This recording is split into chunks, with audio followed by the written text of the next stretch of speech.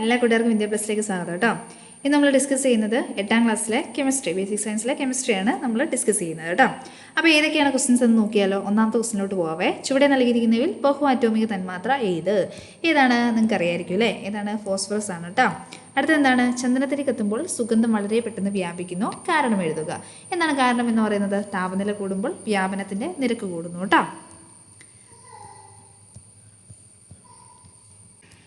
Next അടുത്ത question, മൂന്നാമത്തെ ക്വസ്റ്റിനോട്ട് പോകാം അല്ലേ. രാസപ്രവർത്തനങ്ങളിലൂടെ വിഘടിച്ച് ഘടകങ്ങളാകാൻ കഴിയാത്ത ശുദ്ധപദാർത്ഥങ്ങളാണ് ഇത്? മൂലകങ്ങൾ കേട്ടോ. മൂലകങ്ങൾ. അടുത്ത ക്വസ്റ്റ്യൻ എന്താണ്? നാലാമത്തെ ക്വസ്റ്റ്യൻ ആണ് അല്ലേ. നാലാമത്തെ ക്വസ്റ്റ്യൻ എന്താണ്? ബീക്കറിലെടുത്ത ജലത്തിലേക്ക് ചരടിൽ കെട്ടിയ ഒരു കല്ല് താഴ്ത്തുമ്പോൾ ജലനിരപ്പ് ഉയരുന്നു. എന്താണ് കാരണം? കല്ലിന് സ്ഥിതി ചെയ്യാൻ എന്താവശ്യമുണ്ട്? സ്ഥിതി ചെയ്യാൻ സ്ഥലം ആവശ്യമാണ് അല്ലേ. സ്ഥിതി ചെയ്യാൻ സ്ഥലം ആവശ്യമാണ്. സ്ഥിതി ചെയ്യാൻ സ്ഥലം ആവശ്യമാണ്.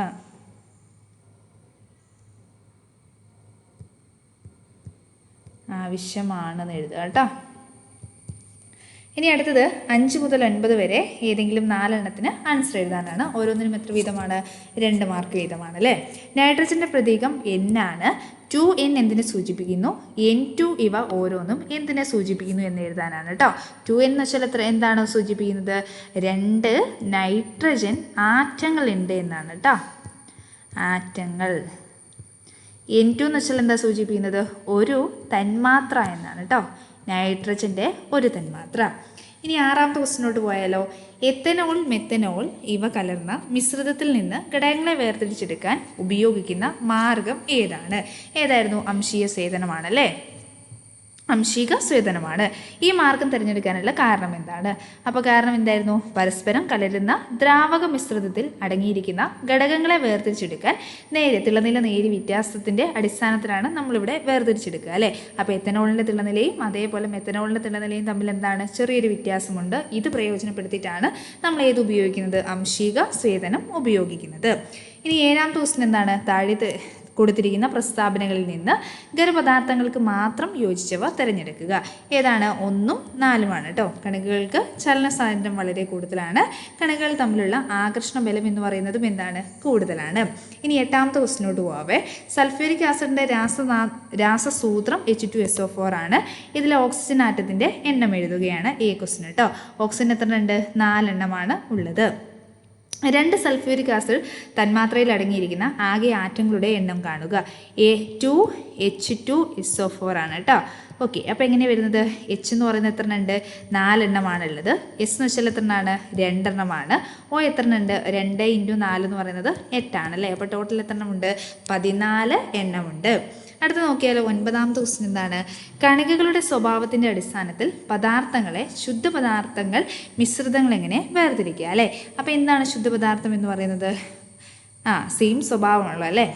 സ്വഭാവത്തിൽ ഒരേപോലെ കാണിക്കുന്ന കണികകളാൽ നിർമ്മിച്ച പദാർത്ഥങ്ങളാണ്. അടുത്തതെന്താണ്? ചുവടെ നൽകിയിരിക്കുന്നതിൽ നിന്ന് മിശ്രിതങ്ങളെ തിരഞ്ഞെടുക്കുക. മിശ്രിതങ്ങൾ ഏതൊക്കെയാണ് എന്നുള്ളത്, മിശ്രിതത്തിന് എക്സാമ്പിൾസ് ഏതൊക്കെയാണെന്നുള്ളത് തിരഞ്ഞെടുക്കാനാണ് പറഞ്ഞേക്കുന്നത്. ഏതൊക്കെയാണ്? ഇവിടെ സോഡാ വെള്ളവും അതുപോലെ മണ്ണും എന്തിന് എക്സാമ്പിളാണ്? മിശ്രിതത്തിന് എക്സാമ്പിളാണ്. അടുത്തത് 10ാമത്തെ ക്വസ്റ്റിനോട്ട് പോവേ. 10 മുതൽ 13 വരെ 3 എണ്ണത്തിന് എഴുതണം. ഒരു കുപ്പിയിൽ തുല്യവ്യാപ്തം വീതം മണ്ണെണ്ണയും ജലവും എടുത്ത് നന്നായി കുലുക്കുന്നു. അല്പനേരം അനക്കാതെ വെച്ച ശേഷം കുപ്പി നിരീക്ഷിക്കുക. ഏത് ദ്രാവകമാണ് അടിഭാഗത്ത് കാണപ്പെടുന്നത്? ഏതായിരിക്കും? ജലമായിരിക്കും. കാരണം എന്താണ്? ജലത്തിന് മണ്ണെണ്ണയേക്കാളും സാന്ദ്രത കൂടുതലാണ് അല്ലേ. ഈ മിശ്രിതത്തിൽ നിന്ന് ഘടകങ്ങളെ വേർതിരിക്കാൻ ഉപയോഗിക്കുന്ന ഉപകരണത്തിൻ്റെ പേരെഴുതുക. അപ്പോൾ ഏതായിരിക്കും ഉപകരണത്തിൻ്റെ പേരെന്ന് പറയുന്നത്? സെപ്പറേറ്റിംഗ് ഫണലാണ് കേട്ടോ. സെപ്പറേറ്റിംഗ് ഫണലാണ് കേട്ടോ. സെപ്പറേറ്റിംഗ് ഫണലാണ്. ഇനി നെക്സ്റ്റ് അടുത്ത ക്വസ്റ്റിനോട്ട് പോകാം അല്ലേ. 11ാമത്തെ ക്വസ്റ്റിനാണ്. എന്തായിരുന്നു 11ാമത്തെ ക്വസ്റ്റിന്? ഇവിടെ ഒരു ടേബിൾ കൊടുത്തിട്ടുണ്ട്. ഇത് പൂരിപ്പിക്കാനാണ് അല്ലേ. അപ്പോൾ ഇവിടെ ഏതായിരുന്നു വരുന്നത്? സ്വർണ്ണമാണ് വരുന്നത് അല്ലേ. ഇവിടെ സ്വർണം വരും. അടുത്തത് ക്യൂറിയം. ക്യൂറിയം ആരാ കണ്ടുപിടിച്ചത്? മേരി ക്യൂറിയാണ് കേട്ടോ. നിങ്ങൾക്ക് എന്തായാലും അറിയാമായിരിക്കുമല്ലോ അല്ലേ.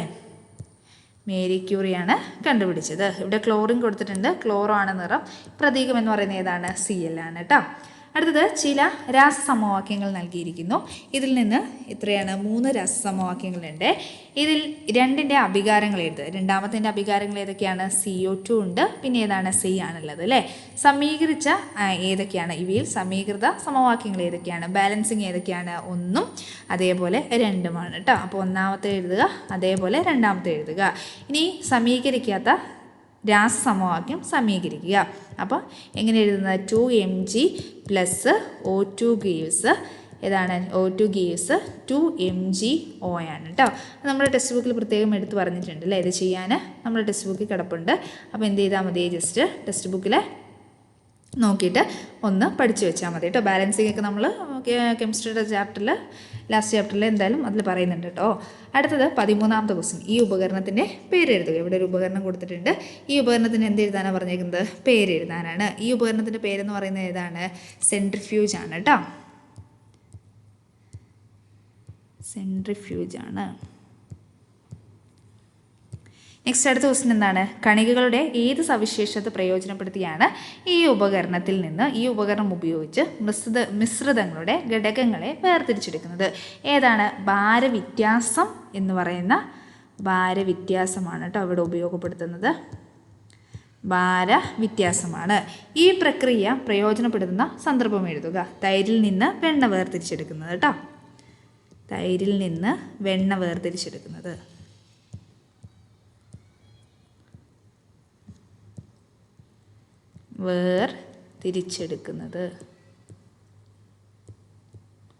തൈരിൽ നിന്ന് വെണ്ണ വേർതിരിച്ചെടുക്കുന്നത്.